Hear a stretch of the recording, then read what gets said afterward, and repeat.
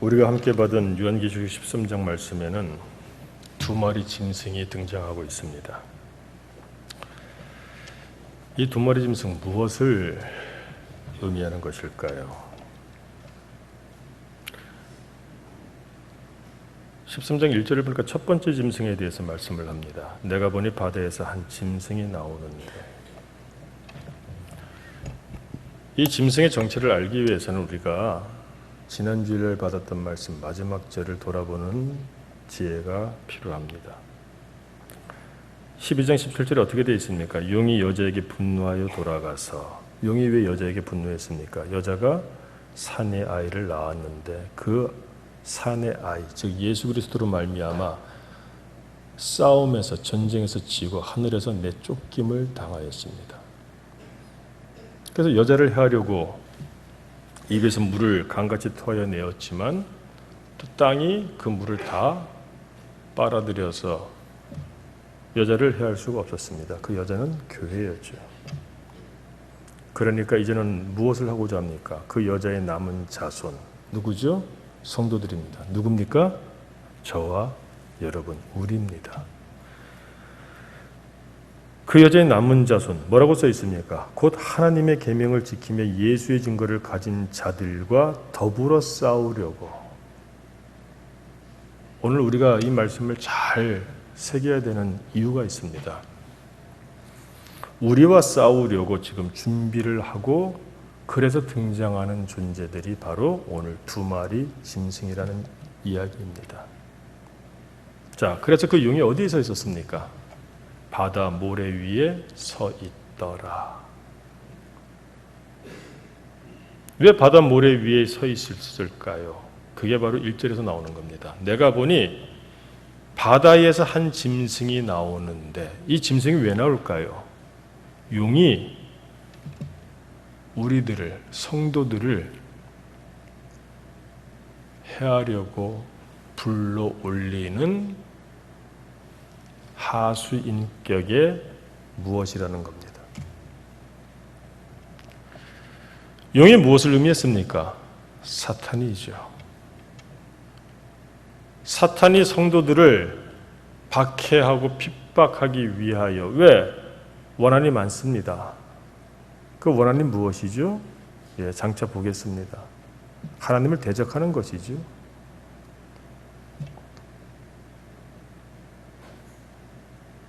그런데 그것이 제대로 이루어지지가 않습니다.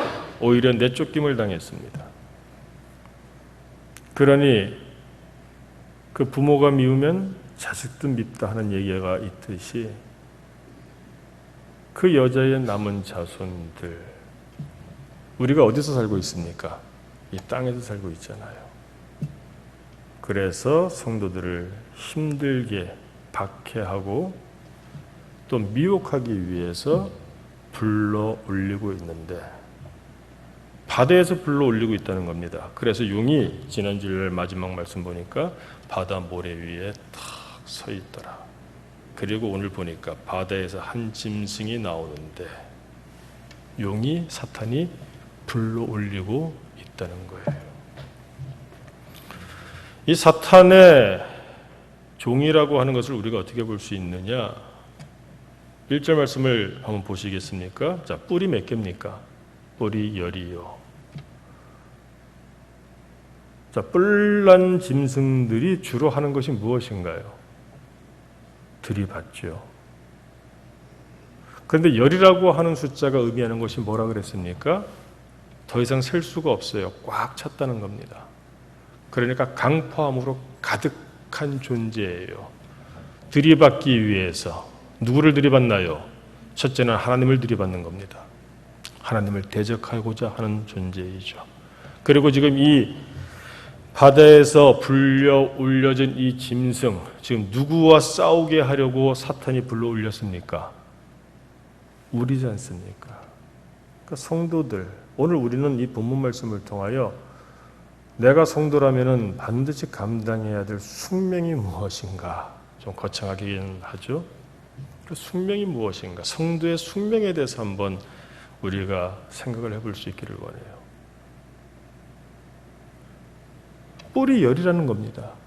성도들을 들이받고 하나님을 들이받고. 그런데 어떻습니까? 이 짐승의 그 본심도 알 수 있고 짐승을 불러올린 용의 즉 사탄의 그 본심도 알 수 있어요. 뿌리 열인데 머리가 몇 개입니까? 7이라고 되어 있어요. 자, 7은 어떤 수예요? 완전 수지 않습니까? 즉 하나님만이 완전하세요. 그런데 머리가 7이라는 거예요. 우리가 명품이 아닌데 명품인 척 하면 뭐라고 말하죠? 짝퉁이라고 말을 하죠. 하나님처럼 하나님 같이 하나님 모습을 갖고자 하는 겁니다. 여러분, 어떤 의미에서 이것은 우리에게도 굉장히 도전을 주는 말씀이에요. 우리는 부단히 자기도 모르게 육신의 소욕에 붙잡혀서 자기가 주인이 되고자 할 때가 많죠. 우리 냉정하게 믿음을 가지고 있다고 하지만 저부터 시작해서 내 삶에서 내가 정말로 하나님이 주인이신 사람처럼 살고 있는지, 그런데 자주 무너지지 않습니까? 내가 주인인 것이에요. 그래서 내 생각대로 하고 내 주장을 관철시켜야 되고 내 생각대로 안 되고 내 마음대로 안 되면 언짢은 기색을 내고 화를 내고, 가정에서도 그렇고 우리 일터에서도 그렇고 우리 삶에서 우리가 그런 무너지는 모습들을 보지 않습니까? 우리는 머리가 7개가 되면 안 됩니다. 우리는 머리가 1개인 존재들이에요. 여기서 머리가 7이라고 하니까 정말로 메두사처럼 머리가 7개다 이런 걸 떠올리시면 안 됩니다. 요한계시록은 상징으로 구성되어진 말씀이에요. 그 상징은 왜 줍니까? 그 상징을 통하여 보다 더 잘 깨닫게 하기 위해서예요. 우리는 계시록을 통하여 많은 오해들을 합니다. 그 중에 또 한 가지 오해가 뭔가 하면은 계시록은 숨겨진 책이라는 거예요. 무서운 책, 어려운 책. 아닙니다. 상징을 왜 사용할까요? 그냥 이야기하면 되는데 그냥 이야기로 할 수 없으니까 상징을 사용하는 것이죠. 문제는 그 상징을 풀어야 된다는 겁니다. 그래서 어려울 수도 있겠죠. 그러나 우리가 말씀을 보고 깊이 묵상하고 자료들을 보면은 책을 열어주셨잖아요. 두루마리를 열어주셨지 않습니까? 보라고 열어주셨는데 왜 그것을 우리가 어렵다고 못 본다고 그렇게 선입견을 가지고 자포자기할 이유가 어디 있겠습니까? 머리가 7이라고 하는 것은 상징이에요. 7이라고 하는 숫자. 우리가 뭐라 그럽니까? 야, 너는 왜 머리가 되려고 그래? 이런 얘기 하잖아요. 야, 저 사람은 머리이고 너는 꼬리야. 뭐 이런 말도 하지 않습니까? 머리가 뭘 의미합니까? 주인을 말하는 겁니다. 7개예요. 세상에 7을 말씀하실 수 있는 그런 존재는 우리 창조자 하나님 한 분이시죠. 그런데 그 자리를 넘본다는 겁니다. 모사한다는 거예요. 모방한다는 겁니다. 보세요. 그 뿔에는 왕관이 몇 개가 있습니까? 10왕관이 있다. 아까 뿔이 뭐라 그랬습니까? 그런데 그 뿔에 왕관이 10개가 다 씌어져 있다고 되어 있어요. 왜 그렇습니까? 그 강팜으로 말미암아 무언가를 지금 득하려고 하는 거예요. 얻으려고 하는 거예요. 들이받을 때 이기려고 하는 거 아니겠습니까? 짐승들이, 뿔난 짐승들이 서로 싸우는 것을 우리가 동물의 왕국을 통해서 본 적이 있었을 거예요. 이기려고 혹은 자기가 쟁취하려고 무엇인가를 그렇게 들이받는 것 아닐까요? 누구에게? 하나님께, 그리고 하나님의 자녀들인 우리 성도들에게. 그래서 1절 마지막을 보십시오. 그 머리들에는 아주 노골적입니다. 신성모독하는 이름들이 있더라. 이렇게 되어 있어요. 신성모독하는 이름, 하나님을 참남하게 입에 올린다는 겁니다. 여러분, 우리가 하나님의 이름을 올릴 때가 많아요. 하나님의 일, 하나님의 이름, 그 말에 대해서 책임을 질 수 있습니까? 저와 같은 사역자들, 목회자들, 하나님의 영광을 위하여 목회를 한다. 하나님의 영광을 위하여 교회를 건축한다. 하나님의 영광을 위하여 이 일을 한다. 정말로 명명백백하게 하나님 앞에서 정결한, 정직한 그 말이라고 할 수 있을까요? 항상? 우리 성도들은 어떻습니까? 하나님, 교회 이야기를 하고 있지만 정직하게 하나님 앞에서 담대하게 항상 말할 수 있는 상태인가요? 머리들은 신성모독하는 이름들이 있더라. 하나님을 거스리는 이야기들을 한다는 겁니다. 대표적으로 6절 말씀도 한번 보시겠어요? 짐승이 입을 벌려 누구를 향하여 비방합니까? 하나님을 향하여 비방하되 돼 있어요. 2절 말씀에 보게 되면은 짐승의 외양을 표현하고 있습니다. 내가 본 짐승은 표범과 비슷하고 그 발은 곰의 발 같고 그 입은 사자의 입 같은데 이렇게 되어 있습니다. 여러분 이것을 보면서 성경을 좀 잘 아시는 분들은 떠올려지는 구약 성경 말씀이 있어요. 자, 어느 부분일까요? 다니엘서이죠. 다니엘서는 구약의 계시록입니다. 묵시록이잖아요. 다니엘서에 표범과 곰과 사자 이런 짐승들이 나오는데 무엇을 설명하는 겁니까? 하나님의 백성을 핍박하는 그와 같은 세상 권세를 말하는 거예요. 그러니까 우리가 알 수 있습니다. 뭡니까? 용은 사탄이에요. 그런데 이 바다에서 한 짐승이 나왔습니다. 무엇을 상징할까요? 용이 하수인인데 귀신, 마귀 이런 것이 아닙니다.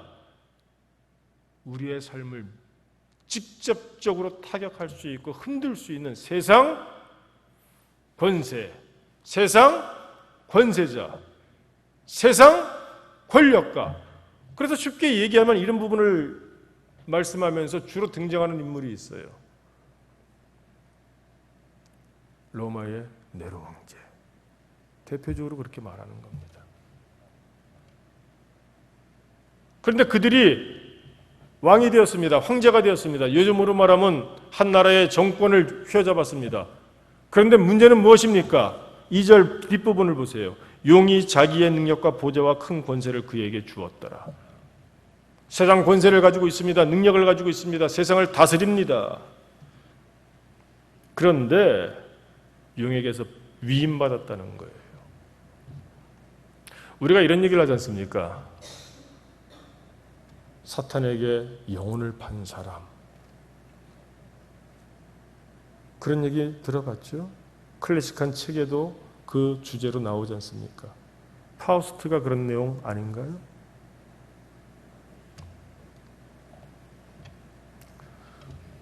용이 땅으로 내쫓겼어요. 이 땅에서나마 성도들을, 하나님의 백성들을 왜 하나님께 대적하다가 쫓겨났습니다. 그 여자가 낳은 그 사내 아이의 자손들을 성도들이라도 끄집어 가겠다는 거예요. 해야겠다는 거예요. 그래서 세상 정권들을 붙잡고자 하는 겁니다. 그래서 바다에서 불러 올렸다는 거예요.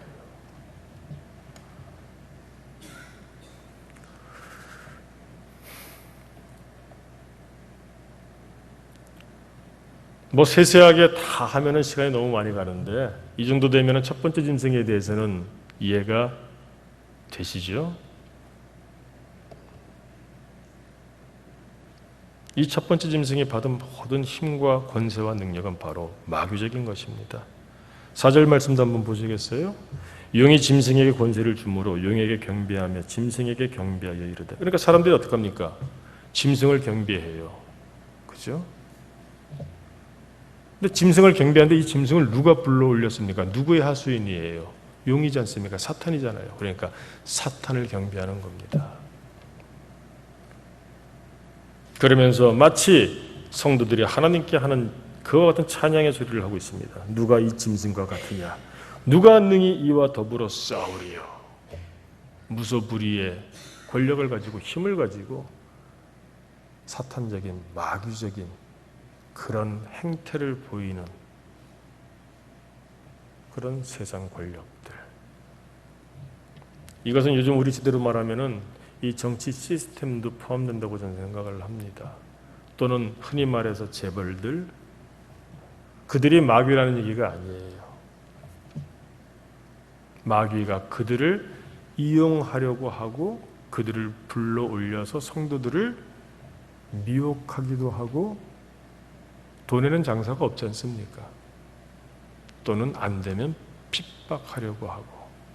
왜? 그 이유는 간단해요. 하나님을 비방하고 하나님의 자리에 오르려고 하기 때문에. 그러니까 5절 말씀 보세요. 주로 뭐합니까? 또 짐승이 과장되고 신성모독을 말하는 입을 받고, 이렇게 되어 있지 않습니까? 그러니까 우리가 첫 번째 짐승에 대해서 이 첫 번째 짐승의 캐릭터가 무엇이고 이 역할이 무엇이구나 하는 것을 본문 말씀을 통하여 우리가 알 수가 있습니다. 그런데 중요한 것은 무엇이냐? 7절 말씀이에요. 또 권세를 받아 성도들과 드디어 싸우죠. 그런데 이긴다는 거예요. 여러분, 아직도 항상 정의가 불의를 이긴다, 의인이 악인을 이긴다, 이런 따끈따끈하고 순수한 교훈을 고지고대로 믿으시나요?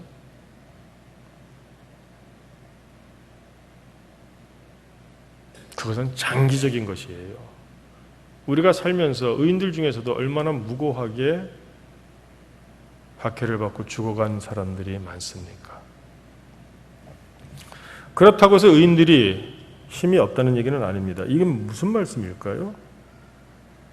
이 짐승의, 첫 번째 짐승의 가장 큰 존재 이유는 용의 뜻을 받들어서 성도들을 무자비하게 미혹하든가 아니면 내 편으로 만들든가 아니면 처단하는 겁니다. 성도들과 싸워 이기게 되고 각 족속과 백성과 방언과 나라를 다스리는 권세를 받으니, 지금 얼마나 많은 세상 권세들이 있습니까? 모든 권세가 용의 하수인격이라는 말씀은 아닙니다. 그러나 얼마나, 전부는 아니지만 많은, 역사적으로 볼 때 그렇잖아요. 많은 권력들이, 권세가들이 현대사회에 들어서면서 이 정부들이 멀리 생각할 거 없습니다. 지금 우리의 역사를 한번 보십시오. 얼마나 부도덕하고 얼마나 정치적으로 마귀적이고 사탄적인 그와 같은 모습들이 우리의 정치사회도 분명히 나타나지 않습니까? 또 우리가 마주하고 있는 저 북한 정권은 어떻습니까? 해석이나 그 범위는 여러분들이 하십시오. 다만 분명한 것은 그 본질적인 세상 권력, 특히 그 가운데 강포하고 반성경적이고 반복음적이고 반하나님적인 그런 세상 권력들, 그 특징이 무엇인가? 그것은 용의 권세를 받아서 용이 자기의 뜻을 이루기 위하여 위임한 그 능력으로 지금 그것이 유지되고 있다. 그 말씀을 주시는 것인데 7절 말씀에 항상 그렇게 되어 있지 않습니까? 그래서 뭐라고 되어 있어요? 8절. 죽임을 당한 어린 양의 생명책에 이름이 기록되지 못하고 이 땅에 사는 자들 다 그 짐승에게 경배하리라. 그래서 생각해 보십시오. 우리는 성도로서 살고자 하죠. 우리는 성도로서 살고 있겠죠? 우리는 성도처럼 말을 하고 행동을 하고 그렇게 살고자 하겠죠? 그런데 세상 사람들은 어떻게 삽니까? 우리 한번 주변을 돌아보세요. 자기가 사는 그 세상에서 성도가 아닌 사람들이 살아가는 그 모습들을 한번 생각해 보십시오. 그들의 목적은 무엇입니까? 그들은 무엇을 바라보며 살고 그들의 삶 가운데 그들의 언행은 어떠하며 그들에게 정직함이 있습니까? 아니면은 기회주의적이고 처세적이고 하나님을 두려워하지 않기 때문에 자기가 목적하는 바를 이루기 위하여 수단과 방법을 가리지 않는 그런 반복음적이고 세속적인 그런 모습이 있습니까? 불신자들의 삶을 보세요. 공통적인 모습들이 있지 않습니까? 하나님을 두려워하지 않고 하나님을 모르기 때문에 불신자들은 짐승에게 경배하는, 짐승이 뭐라 그랬어요? 이것은 권세 가일 수도 있어요. 네로 같은 이런 권세자들, 김일성 같은 그런 독재자들. 그런데 꼭 사람들뿐만 아니라 하나의 이 세상 권력 구조, 시스템일 수도 있고. 문제는 무엇입니까? 거기에 믿는다고 하면서 거기서 같이 그 방식으로 산다는 거예요. 그 체제 하에 있으니까. 성도는 어떻게 해야 됩니까? 구별돼야 되잖아요. 성도는 구별돼야 되는 겁니다. 목사님, 세상을 모르셔서 그래요. 이런 얘기를 하는 것이 아니라, 목사님, 세상이 그렇지만 나는 성도이기 때문에 감내하려고 합니다. 그래서 어떻습니까? 성도들과 싸워서 세상 권세가 이긴다는 거예요. 이것은 정말로 이기는 그것을 말하는 것이 아니라, 그러므로 성도들은 어떻습니까? 삶이 어떤 부분에서는 굉장히 고달픕니다. 대표적인 것이 카타콤이라는 거 아닐까요? 로마에 가본 적은 없습니다. 성지순례를 가보지 못했기 때문에 직접 보지는 못했지만 사진으로는 봤어요. 길이를 측량할 수 없을 만큼 그 땅 속에 들어가서, 심지어 거기서 태어나서 거기서 살다가 거기서 매장되는 성도의 삶을 살기 위하여 그렇게 살아간 사람들이 얼마나 많은지. 우리는 내 시대, 내가 지금 살고 있는 요기만 볼 것이 아니라 성도의 삶을 고민하고 자기를 성찰하면서 묵상하고 할 때 정말 할 수 있는 한 많은 나와 동료들, 하나님의 백성들, 자녀들, 성도들을, 그들의 삶을 돌아볼 수 있는 그런 노력이 필요하다고 생각이 됩니다. 모두가 짐승에게 경배해요. 그러면 먹고 마시며 사는 문제, 그냥 이렇게 세상 사는 거 사실 의미 별로 없죠? 의미 없습니다. 그럼에도 불구하고 편하게 그냥 이렇게 지나갈 수가 있죠. 그런데 성도들은 어떻습니까? 구별된다는 거예요. 그러니까 그 성도들을 괴롭히고 고난에 찌들리게 하고, 그래서 넘어오게 하죠. 미혹하고, 안 되면 박해하고. 무엇이? 이것이 바로 첫 번째 짐승이라는 겁니다. 이 짐승을 누가 바다에서 불러 올렸습니까? 사탄이 불러 올렸다는 거예요. 지난주에 바다 모래 위에 서 있더라. 이 첫 번째 짐승에 이어서 두 번째 짐승이 또 나타납니다. 11절 말씀 보십시오. 내가 보매 또 다른 짐승이, 자, 그런데 특징이 있습니다. 이 짐승은 땅에서 올라오니, 땅에서 올라옵니다. 이 짐승은 무엇일까요? 서열이 확실합니다. 군대 가면은 서열이 있죠. 사탄이 직속 하수인으로 첫 번째 용을 바다에서 첫 번째 짐승을 바다에서 불러 올렸습니다. 그런데 이 첫 번째 짐승,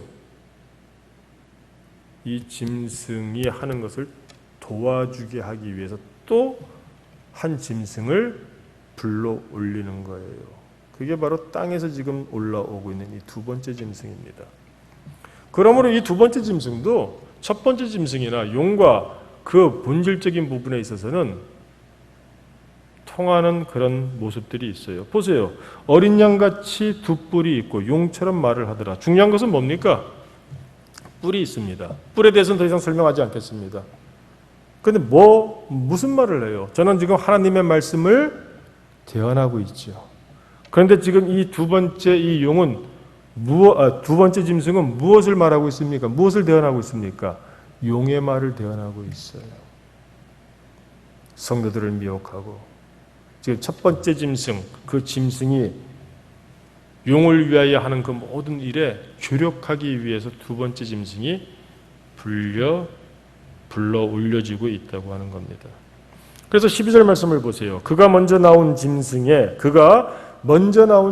첫 번째 짐승이죠. 모든 권세를 그 앞에서 행하고 땅과 땅에 사는 자들을 처음 짐승에게 경배하게 하니, 이게 목적이에요.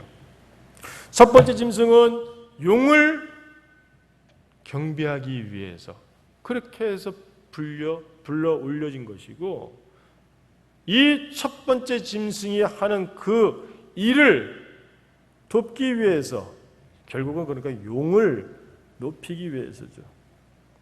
그래서 땅에서 불러 올려진 그 짐승이 두 번째 짐승이라는 겁니다. 그래서 많은 것들을 보여줘요. 13절 대표적으로 보니까 큰 이적을 행하되 심지어 사람들 앞에서 불이 하늘로부터 땅에 내려오게 하고. 여러분, 민심을 사로잡는데 가장 좋은 것이 무엇일까요? 이것이 무슨 불이 정말로 불쇼를 하듯이 이런 얘기를 하는 것이 아닙니다. 사람들이 와 경탄할 수밖에 없는 그런 일들을 행해주는 거예요. 민심을 호도하고 민심을 붙잡고. 갑자기 압살롬이라고 하는 사람이 생각이 납니다.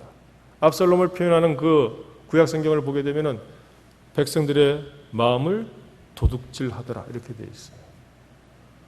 정권도 그런 거 많이 하죠. 포퓰리즘이라고 하지 않습니까?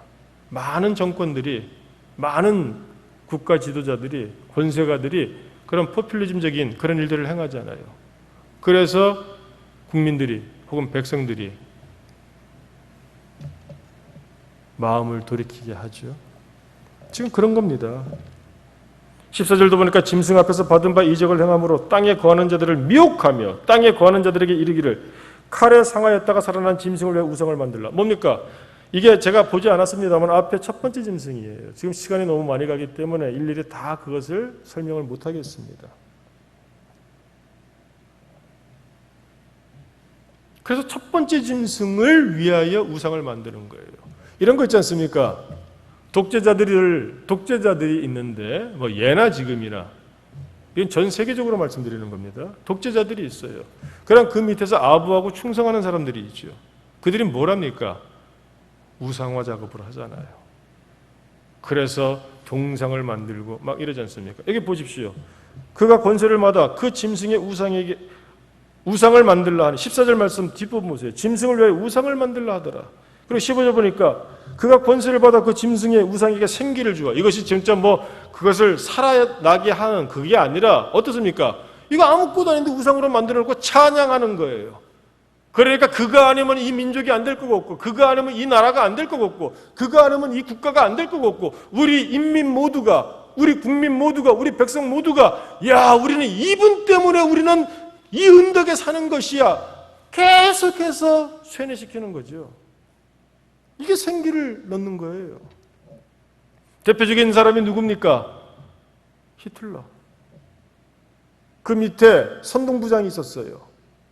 괴벨슨가 하는 선동부장이 있었는데 얼마나 말을 잘하고 얼마나 이 포퓰리즘적인 그런 국민들의 마음을 잡는 그런 것들을 잘하는지 선동을 하는 겁니다. 그래서 히틀러 보면은 우리가 볼 때는 좀 우스꽝스럽지 않나요? 코스튬도 그렇고 마치 찰리 채플린이 그 하듯이 뭐 비슷한 그런 느낌인데, 그 히틀러의 전 독일 국민들이 환호하고, 그래서 세계대전을 일으키고, 그래서 어떻게 됩니까? 마침내 참패하지 않습니까?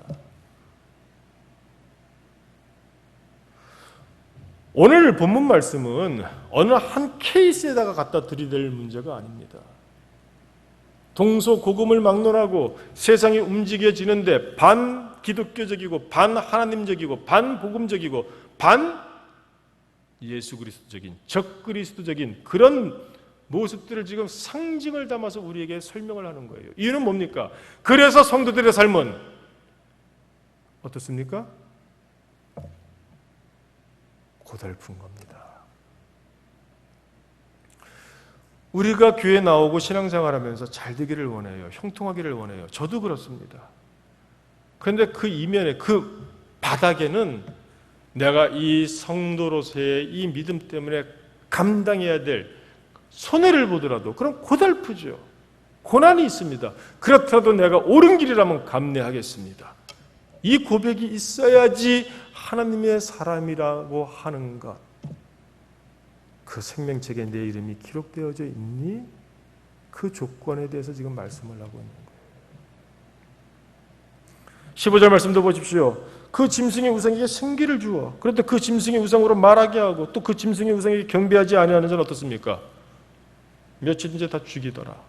그래서 히틀러의 나치 치하에서 얼마나 많은 믿음의 사람들이 순교를 당하나요? 정말 가슴 아프고 너무 안타까운 그 독일의 신학자들, 그 시대에 참 많이 죽임을 당했습니다. 우리나라에서도 신사참배, 거기에 대항하고 거부하다가 옥사하신 우리 믿음의 목사님들이 여러분 계시죠? 그런 모든 것들이 여기에 나타나는 거예요. 대표적으로 그것을 우리에게 표현하기 위하여 우리가 너무나 잘 알고 있는 말씀을 맨 뒤에다가 갖다 붙이고 있어요. 뭡니까? 한마디로 666. 저는 어렸을 때 컴퓨터가 막 나오기 시작했을 때 바코드라고 있죠. 아마 여러분들도 그런 얘기를 들어보시거나 그런 이상한 책을 한번 접해보신 적은 있으실 겁니다. 그래서 절대로 바코드를 받으면 안 된다고. 이제 바코드를 전부 이 뭡니까? 오른손이죠. 오른손이나 이마에 표를 딱 찍는다. 그래서 두려웠어요. 마치 사극을 보게 되면은 죄를 지으면은 머리에다가 이마에다가 화인을 찍지 않습니까? 죄인 이래서 그래서 야 이거 어떡하지? 어떡하지? 어렸을 때 그런 마음이 든 적이 있어요. 다 들어보셨죠? 그러니까 무지하면은 고생하는 겁니다. 666이 무엇인가요? 여기 보니까 17절부터 보십시오. 뒷부분 보니 이 표는 곧 짐승의 이름이나 그 이름의 수라. 우리는 자 그냥 이렇게 생각해보면 됩니다. 자기 이름의 수를 한번 생각해 보세요. 한자도 획이 있죠. 획수가 있습니다. 그러니까 서 하면은 하나, 둘, 셋, 넷. 우리에게는 그런 숫자가 없지만 굳이 얘기한다면 그렇게 되죠. 그것처럼 이 히브리 사람들의 그 이름에는 숫자들이 매겨져 있어요. 그런데 이 666이라고 하는 것은 뭐냐? 이름의 수예요. 이름의 수. 근데 그 이름이 뭡니까? 짐승의 이름이나 그 이름의 수라. 지혜가 여기서 이렇게 총명하자 그 짐승의 수를 세어보라. 짐승의 수. 그러니까 그 짐승의 이름을 말하는 거예요. 666. 어떤 사람은 그걸 네로라고 풉니다. 그래서 그 네로가 어떻고 저떻고 네로가 지금 우리 시대에 있습니까? 무슨 상관입니까? 네로 황제가 우리에게 뭘 하나요? 그런 얘기가 절대 아니죠. 그냥 간단하게 말씀드리겠습니다. 6은 무슨 숫자일까요? 모자란 수입니다. 뭐에서? 7에서. 그러니까 완전수에서 하나 모자라니까 어떻습니까? 미흡한 수예요. 부족한 수예요. 근데 6이 지금 몇 개예요? 셋이죠. 3은 무슨 수였습니까? 누구를 나타내는 수였어요? 3이. 삼위일체 하나님이에요. 부족한 존재가 하나님인 것처럼 자기가 그렇게 주장을 하는 겁니다. 지금까지 계속 그랬지 않습니까? 그런 존재들이 용이고 용의 하수인격인 세상 권세이고 그 세상 권세에서 붙어먹으면서 떵떵거리며 살고 있는 그런 추종 세력들이 두 번째 짐승인 겁니다. 그래서 어떻게 합니까? 여기서 지금 이 표가 왜 중요하다고 되어 있어요? 17절을 보니까 누구든지 이 표를 가진 자 외에는 매매를 못한다는 거예요. 예나 지금이나 우리가 가장 첫 번째 삶의 그 중요한 갖춰야 될 것은 무엇입니까? 먹고 사는 문제잖아요. 이것이 정말로 바코드를 여기다 찍어갖고서 갖다 들이대고 뭐 이런 얘기가 아니라 우리의 먹고 사는 문제, 경제적인 생계의 문제를 가지고서 쥐락펴락한다는 겁니다. 우리도 그렇잖아요. 우리의 목숨줄, 생계줄을 붙잡고 쥐락펴락하니까 세상에서도 사람들이 어쩔 수 없이 그렇게 살고 있지 않습니까? 우리들도 그렇게 살고 있지 않나요? 바로 그 부분을 가지고 흔든다는 거예요. 돈에는 장사가 없다지 않습니까?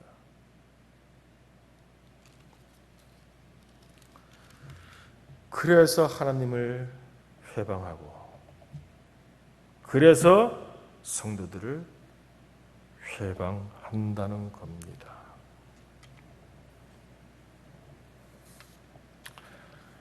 오늘 이 말씀들을 우리에게 주시는 이유는 무엇일까요? 그러므로 우리의 삶은 고달플 수밖에 없다는 겁니다. 여러분, 성도들의 숙명이라고 아까 말씀드렸죠. 성도들의 숙명은 하나님의 나라를 유업으로 받는 것입니다. 그런데 그것만 생각하시면 안 돼요. 하나님의 나라를 유업으로 받기 위해서는 반드시 길을 걸어야 됩니다. 40년 동안 광야 길을. 그 길이 고난의 길인 거예요. 왜? 달라야 하니까. 그냥 편안하게 살 수 있는데, 그냥 그렇게 순응하며 살면 되는데, 그냥 예수 이름 버리고 그냥 그렇게 살면 되는데, 세상 그렇게 살면 되는데, 근데 그 길을 거부해야 된다는 겁니다. 때로는 대적해야 된다는 거예요. 여러분, 살면서 정말 이건 아닌 것 같은데도 귀찮고 불편하고 나서기 싫고 그래서 그냥 침묵하는 경우들이 많죠. 저는 못 봤습니다만 이번에 나온 영화 가운데 목격자라고 하는 영화가 그런 영화라면서요. 눈앞에서 사람을 살해하는 것을 보고서도 그 아파트 주민들이 여러 가지 개인적인 이유나 집단 이기주의 그것 때문에 입을 다물고, 그래서 범인이 말도 안 되게 그렇게 위협을 가하는 그런 내용의 영화라면서요. 여러분, 하나님의 사람이 어찌 못 볼 것을 보고 말하지 않을 수 있습니까? 힘들죠. 성도로서 살려면 고달프죠. 근데 그것이 숙명이라는 겁니다. 숙명. 그래서 오늘 본문 말씀은 간단해요. 이와 같은 세상을 살아가는 너희들, 하나님의 나라를 소망하느냐? 그 가운데에서 견뎌라, 이겁니다. 저는 이 10절 말씀을 보면서 가슴이 갑자기 뜨거워졌습니다. 보시겠어요? 사로잡힐 자는 사로잡혀 갈 것이요. 예. 성도가 이렇게 될 수가 있어요. 칼에 죽을 자는 마땅히 칼에 죽을 것이니. 예. 칼에 죽을 자를 하나님이 구해주셨다. 그런 경우도 많지만 죽을 수도 있다는 겁니다. 그래서 뭐라고 말합니까? 성도들의 인내와 믿음이 여기 있느니라. 그리할 때 거기서부터 하나님의 구원과 하나님의 나라가 시작한다고 말씀하는 거예요. 어떤 면에서 요한계시록은 먼 미래의 이야기 이렇게 들릴 수가 있습니다. 그러나 오늘 본문 말씀 보세요. 그리고 지금까지도 보십시오. 어떻게 미래의 이야기입니까? 용이 지금 바다에서 첫 번째 짐승을 불러 올렸습니다. 그리고 또 두 번째 짐승이 땅에서 올라왔습니다. 우리는 지금 그 시간대에 살고 있는 겁니다. 성도들은 땅에 속한 자들과 구별되어야 됩니다. 교회는 그 구별됨을 가르치고 훈련하고 훈련받는 곳입니다. 그래서 나가서 그렇게 살지 않으려고 발버둥 치는, 그래서 하나님의 나라를 증거하고자 하는 그런 여자의 후손들이 모이는 곳입니다.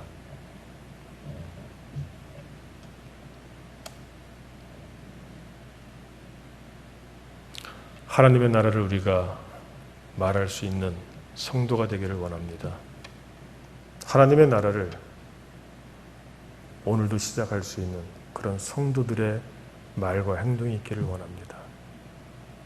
분명히 세상과는 구별된 그 말과 행동, 방식. 그래서 오른손이나 이마에 666이 아니라 우리의 이마에는 무엇이 인쳤다고 앞에서 말씀을 주셨죠? 어린 양 보혈. 예수의 피가 내 이마에 인쳐 있음을 우리가 증명하고, 그래서 지금은 힘들고 고난 가운데 놓이게 된다 할지라도 이겨내고, 그래서 요한계시록 전체를 통하여 우리에게 계시하시는 그 참된 하나님의 나라, 그 나라를 우리가 같이 소망할 수 있고 누릴 수 있고 시작할 수 있는 그런 복된 믿음의 권속들 될 수 있기를 주님의 이름으로 축원합니다. 기도하겠습니다.